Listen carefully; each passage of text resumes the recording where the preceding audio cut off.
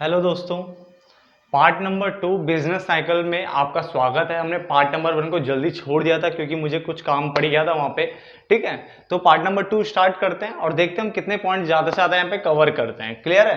तो पहला पॉइंट हमारा आता है 12वां पॉइंट जो हमने 11 को वहाँ कर लिया था। अब 12वें की बात करते हैं, पीक की बात करेंगे। एक्सपेंशन ऑलरेडी डन हो चुका है।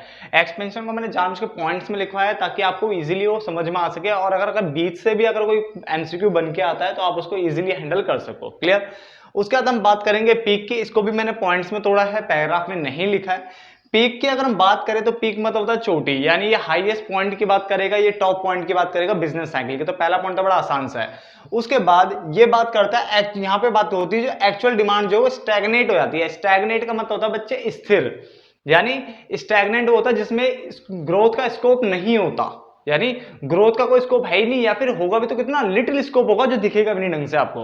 तो स्टैग्नेंट मतलब यहाँ पे स्थिर हो गया, फिक्स हो गया। क्लियर हो गया? तो ये फिक्स होता है, देखो छोटी यानी मैक्सिमम के ऊपर वहां पे जो मैक्सिमम पॉइंट होता है ना वहां पे फिक्स हो जाता है। तो जहां मैंने अंडरलाइन किया प्लीज आप भी अंडरलाइन कर लेना ताकि आप यहाँ पे ध्यान रखो कि पेपर में आ सकता है कि actual demand in case off peak situation क्या होती है, तो आप बोलोगे स्टैग्नेट हो जाती है। क्या होती है? स्टैग्नेट, यानी स्थिर हो जाती है। उसके अलावा सी पॉइंट की अगर हम बात करें तो यहाँ पे एंड ऑफ एक्सपेंशन बोला जाता है पीक को, क्योंकि अब इसके बाद बढ़ना नहीं, इसके बाद गिराव आता है। देखो पहले बड़ा एक्सपेंशन, फिर चोटी यानी पीक आ गया, अब उसके बाद बढ़ेगा थोड़ी ना, नीचे गिरेगा। तो ये एंड ऑफ एक्सपेंशन होता है, यानी यहाँ पे स्टेबलाइज हो जाती है। ये कौन, जो आपका जो सर्कल है, जो आपकी डिमांड सप्लाई जो भी चीज थी, यहाँ पे थोड़ा सा स्टेबलाइज पोजीशन में आ जाता है। यानी जो आपकी बिजनेस साइकिल है ना वो स्टेबलाइज कंडीशन में आ जाती है, स्थिर में आ जाती है, मैक्सिमम पॉइंट पे आ जाती है। और उसके बाद फिर वो मूव करती है। कहाँ मूव करती है? वो मूव करती है रिवर्स डायरेक्शन में। रिवर्स मतलब उसके अपोजिट, यानी पहले ऐसे बढ़ रही थी एक्सपेंशन, फिर ये पीक आया, अब उसका रिवर्स डायरेक्शन में ये मूव करेगी नीचे की ओर। क्लियर है? तो ये पॉइंट तीनों समझ में आ गए। चौथा पॉइंट, इनपुट की अगर हम बात करें आर डिफिकल्ट टू फाइंड, यानी यहाँ पे अगर हम इनपुट की अगर हम बात करते हैं, अगर आप रॉ मटेरियल या इस टाइप का कोई भी इनपुट अगर ढूंढने जा रहे हो तो आपको बहुत मुश्किल से वो मिलेगा, और अगर मिल भी गया तो इनपुट के प्राइसेस बहुत ज्यादा हाई होंगे। क्यों? देखो आप बताओ ना, आप मैक्सिमम लेवल अचीव कर चुके हो, ठीक है ना, मैक्सिमम पोजीशन पर आप पहुंच चुके हो, टॉप पोजीशन पर आप पहुंच चुके हो। अब टॉप पोजीशन के बाद अगर आपको फिर भी अगर फर्दर प्रोडक्शन करने की आग लगी है तो आपको पता है इनपुट मिलेगा ही नहीं पहली बात तो, और अगर मिलेगा तो उसके प्राइसेस जो है ना बहुत हाई होंगे। क्लियर? कॉन्ट्रैक्शन की बात करते हैं, बहुत इजी था, आपको समझ में आ गया होगा। इसके सारे नाम मैं ऑलरेडी लिखवा चुका हूं, याद रखना। ठीक है? कॉन्ट्रैक्शन मतलब होता है सिकुड़ना, यानी अब ये नीचे की ओर गिरना शुरू हो जाएगा। तो यहाँ पे पहली बात देखिए, fall in the level of investment, यानी यहाँ पे क्या होगा, आपको गिराव यानी गिरावट देखने को मिलेगी। कहाँ? इन्वेस्टमेंट के लेवल में और एम्प्लॉयमेंट के लेवल में। एम्प्लॉयमेंट इसलिए क्योंकि आप खुद दिमाग लगाओ ना कि आप क्या हुआ है, आप नीचे गिर रहे हो, इसका मतलब क्या है, कुछ ढंग से चल नहीं रहा। तो जब चल नहीं रहा तो लोगों को काम से निकाल लिया जाता है, क्योंकि आपका जो है प्रोडक्शन का दायरा भी कम होने लग जाता है ना।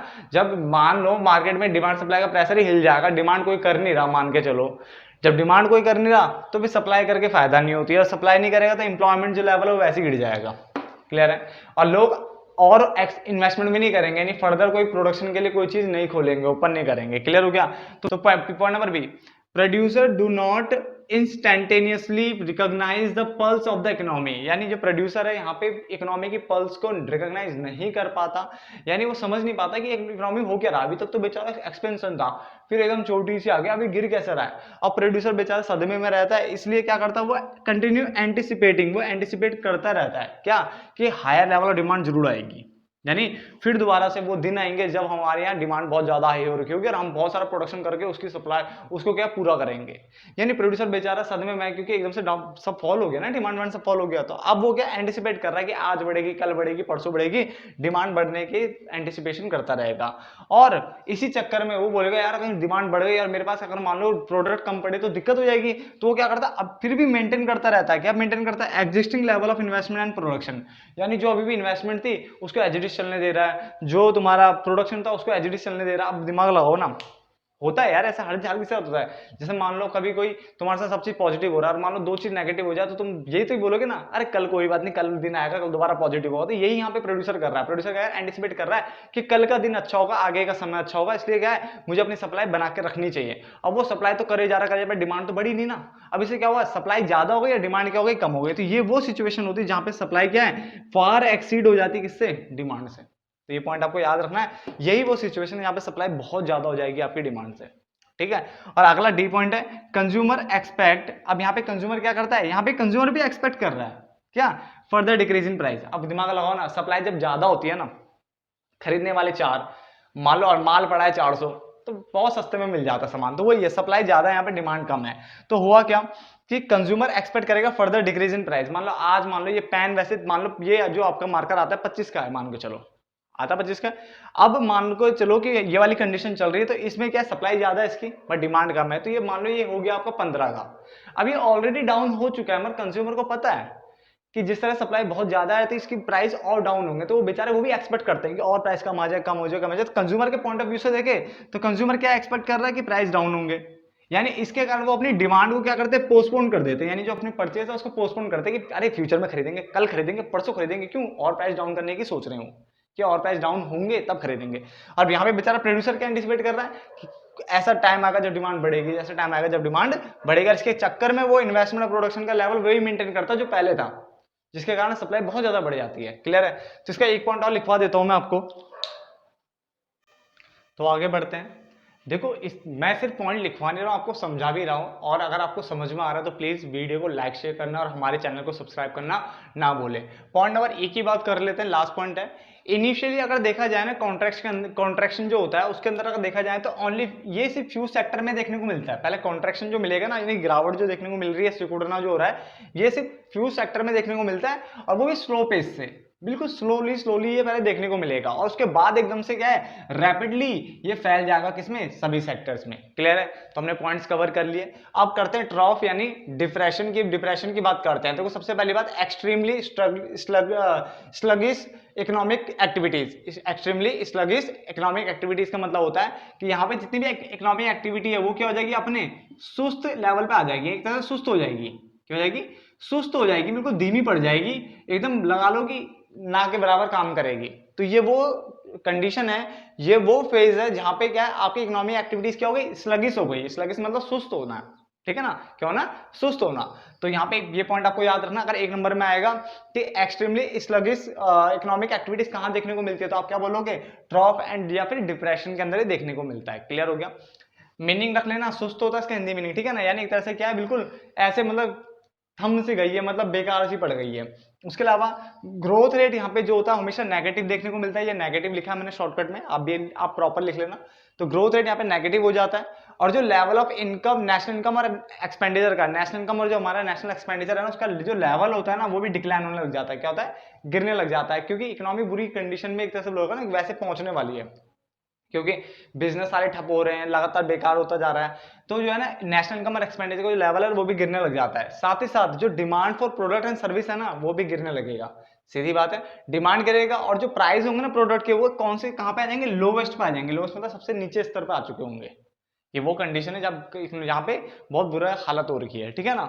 उसके अलावा अब प्राइस बिल्कुल लोवेस्ट आ गए, तो ये फोर्स कर देती है फर्म को, यानी फर्म को क्या है, एक तरह से फोर्स कर रही है कि बेटा बंद कर इसे, अपने प्रोडक्शन यूनिट्स को बंद करो, यानी अपनी सेवरल प्रोडक्शन फैसिलिटीज है उनको शट डाउन कर लो, क्योंकि तुम घाटे में जा रहे हो। क्लियर है? तो शट डाउन वाली बात भी यही आएगी। उसके अलावा इंटरेस्ट रेट है वो भी फॉल होने लग जाएगा। इंटरेस्ट रेट क्या होगा, फॉल होगा। अब एक बार बताओ, अगर फॉल इंटरेस्ट रेट है तो कोई भी कहीं भी इन्वेस्ट करेगा ही नहीं, उसे पता है कि साला इंटरेस्ट तो मिल ही नहीं रहा कुछ भी, तो क्यों इन्वेस्ट करेगा, इसलिए वो फिर होल्ड करेगा लिक्विड मनी को, यानी कैश को। वो that is I dot E dot का मतलब होता है दैट इज, वो होल्ड करेगा किसमें, पैसे को इन कैश में होल्ड करके रखेगा, और वो जो होल्डिंग की जो कैपेसिटी होगी ना वो बढ़ जाएगी। यानी अब लोग घर पे अपने पास ही कैश रखेंगे, क्यों इन्वेस्ट करेंगे जब इंटरेस्ट रेट भी फॉल हो गया इस कंडीशन में। समझ में आ रहा है ना चीजें। उसके अलावा लार्जर नंबर ऑफ बैंक्रप्टीज आपको देखने को यहाँ मिलेगा, ऊपर से लिक्विडेशन मिलेगा यहाँ पे देखने को। लिक्विडेशन मतलब वही बंद हो जाना, ठीक है, बंद। तो लिक्विडेट हो जाती है फर्म्स काफी सारी, यानी फर्म क्या होती है, बंद हो जाती है, शट डाउन हो जाती है, यहीं पे देखने को मिलता है, जिससे सिग्निफिकेंटली रिड्यूस्ड हो जाता है the magnitude of trade and commerce, यानी जो हमारा ट्रेड कॉमर्स का जो दायरा था, जो काम था, वो क्या हो गया, तुम्हारा रिड्यूस होने लग जाता है। तो ये हमारा पॉइंट किसके हो गए, ट्रॉफ एंड डिप्रेशन के हो गए, ठीक है ना। तो उसमें जो अच्छे से पॉइंट्स है मैंने आपको बता दिए। अब आगे बढ़ते हैं, जो हमारे रिमेनिंग पॉइंट्स रहते हैं उनको भी करते हैं जो जितना हो सके।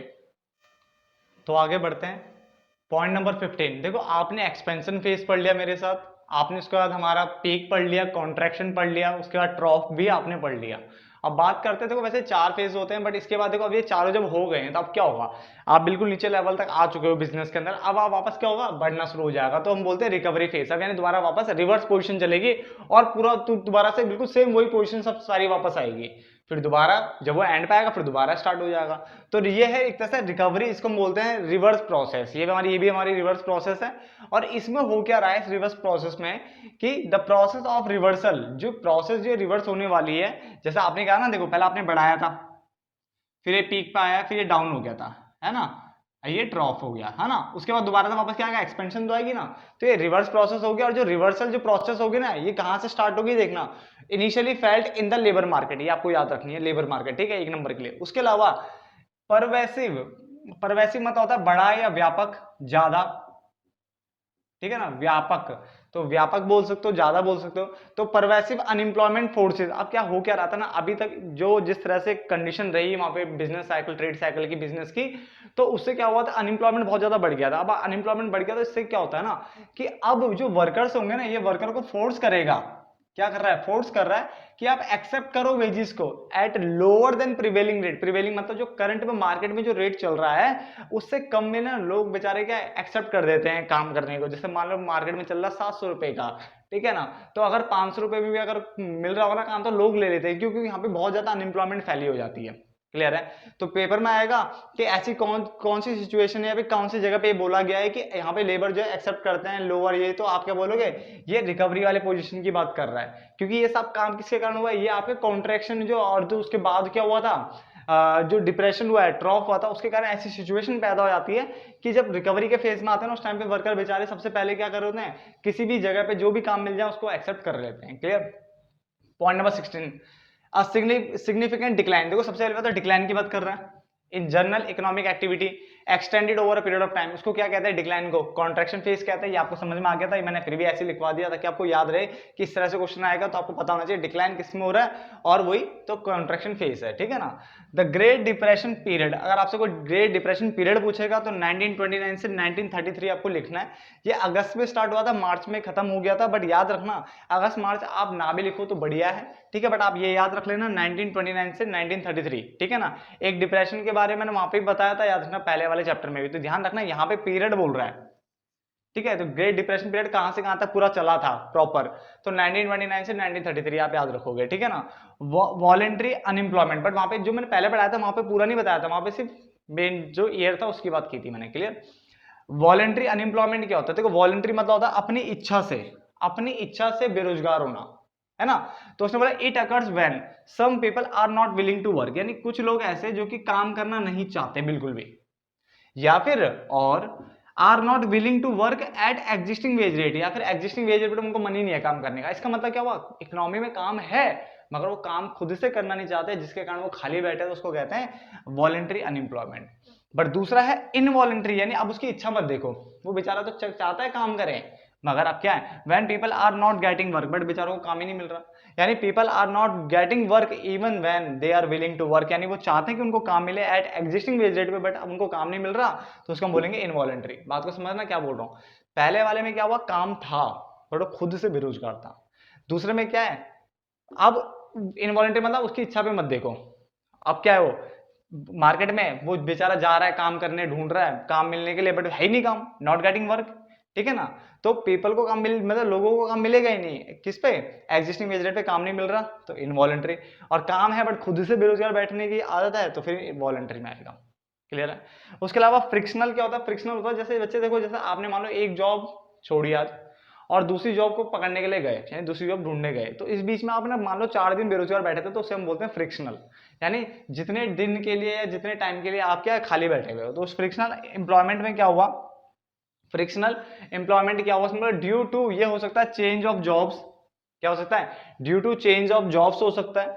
उसके अलावा suspended work due to strike, क्या वर्ड लिखा हुआ है, suspended work due to strike. तो पहला पॉइंट क्या आ गया, due to change of job हो गया, ठीक है ना, यानी अगर आप जॉब चेंज करते हो और अगर उसके कारण अगर आप क्या बेरोजगार बैठे हुए हो, तो उसको हम बोलते हैं, क्या बोलते हैं, फ्रिक्शनल अनएम्प्लॉयमेंट। सॉरी यहाँ पे अनएम्प्लॉयमेंट कर दो, फ्रिक्शनल अनएम्प्लॉयमेंट, ठीक है। अगर आप जॉब चेंज करो और उसके कारण अगर आप खाली बैठे हो तो उसे फ्रिक्शनल अनएम्प्लॉयमेंट कहते हैं। उसके अलावा सस्पेंड, यानी वर्क सस्पेंड हुआ है, क्यों, ड्यू टू स्ट्राइक, तो स्ट्राइक के कारण अगर वर्क सस्पेंड हुआ है तो यानी खाली बैठे के उस टाइम पे खाली पीरियड बैठा है, तो खाली टाइम के को भी क्या बोलेंगे हम यहाँ पे, फ्रिक्शनल ही बोलेंगे।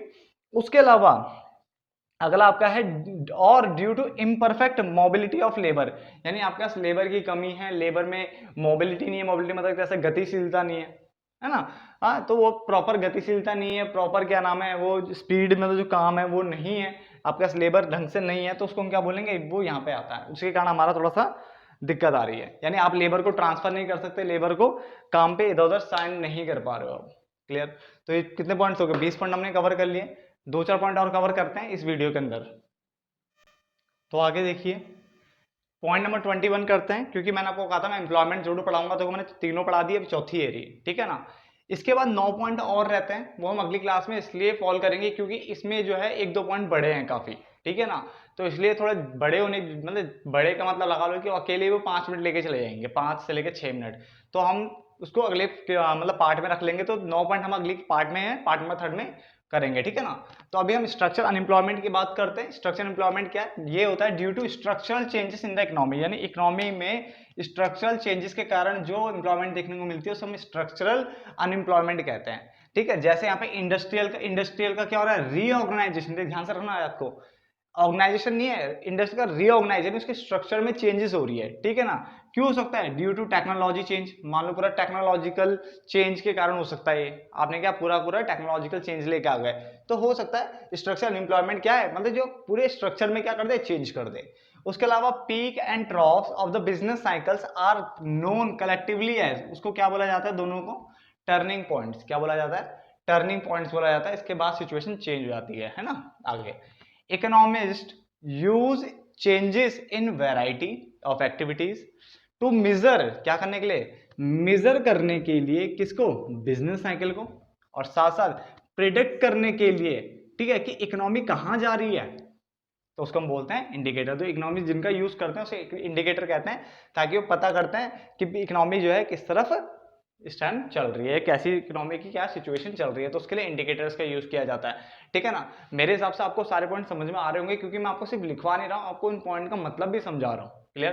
तो एक पार्ट और करेंगे, फिर हमारे चैप्टर ये भी खत्म हो जाएगा, तो 2 चैप्टर हमारे खत्म हो जाएंगे, उसका फिर एक और चैप्टर उठाएंगे जो कि काफी बड़ा है, अब बचे 3 चैप्टर काफी बड़े बड़े, ठीक है। तो हो सकता है उसमें पार्ट थोड़े ज्यादा बने, बट याद रखो आप कॉपी में समराइज कर लोगे ना, तो बहुत आसान हो जाएगा आपको ही करना। क्लियर। तो फिर मिलते हैं पार्ट नंबर 3 में, तब तक के लिए धन्यवाद दोस्तों।